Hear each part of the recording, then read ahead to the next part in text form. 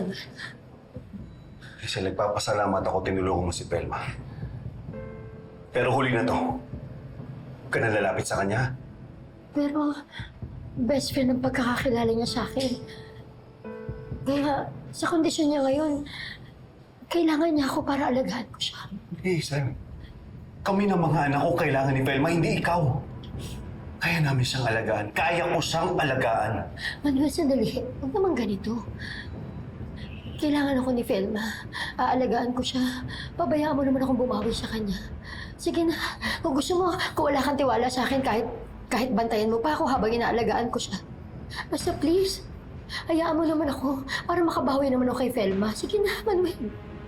Hazel, sa dami ng atraso mo sa amin, paano ba ako magtitiwala sa'yo?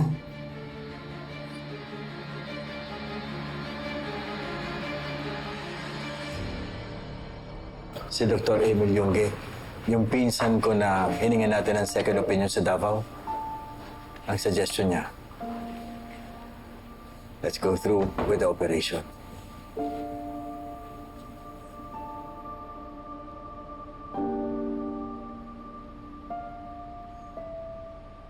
Hindi ko pipilitin si Felma na mahalin ako. Dahil alam ko, walang makakapalit kay Manuel sa puso ni Felma. Oh, Manuel.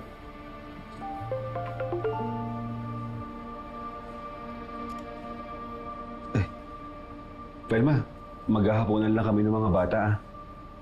Go pare, ako na muna magbabantay kay Maren. Oh, mauna rin ako, Felma, ha? Sige. Pare, hindi ka pa naghapunan, di ba? Sabay ka na kaya sa amin. Pwede din. Sabay ako na sila. Sige. Wala pare. Yan. Salamat.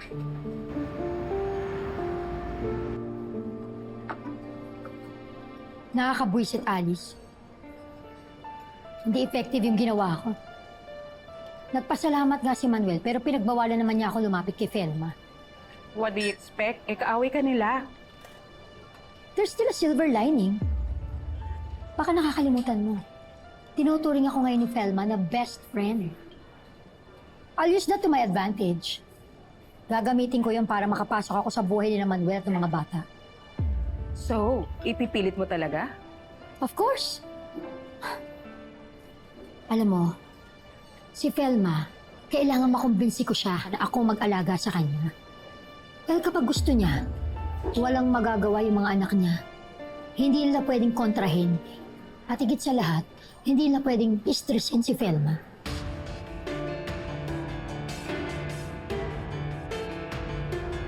Alam mo, Mars, napapasalamat ako kay Lord.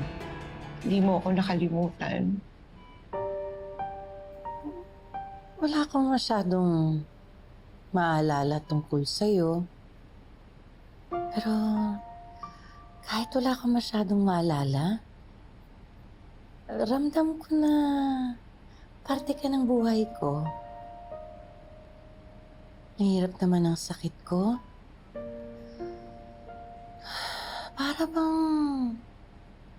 Para akong lutang na hindi ko maintindihan. Parang hindi ko hawak yung sarili kong pag-iisip. O baka naman kasi gusto kong maalala yung mga nakalimutan ko noon, kaya ganon? Pwede. Siguro yun nga yun. Mars, huwag mo na munang ipilit ngayon, ha? Pero Mars, curious lang ako, no? Ano yung pakiramdam? Mabigat. Parang ang dami kong naaalala pero hanggang dito lang. Tumatakbo sa isip ko. Pero hindi ko maipaliwanag. Dahil foggy, magulo, malabo. Katulad ng si Hazel. Nung nakita ko siya, hindi ko siya maalala eh. Parang gaya mo. Pero ramdam ko, parte rin siya ng buhay ko. Yang tumor ni Felma, it's a destiny's gift to me. Akalain mo, no? Si Felma pala ang magiging daan para makapasok ako sa buhay ni Manuel at ng mga anak niya. Bilang na ang mga araw ni Felma. Kaya kailangan mas galingan ko yung pagbabait-baitan. Dapat level up ang acting.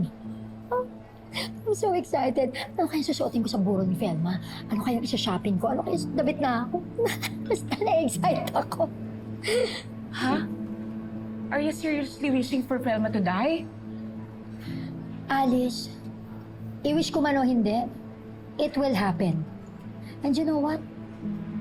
I feel this tumor will end the war between me and Felma.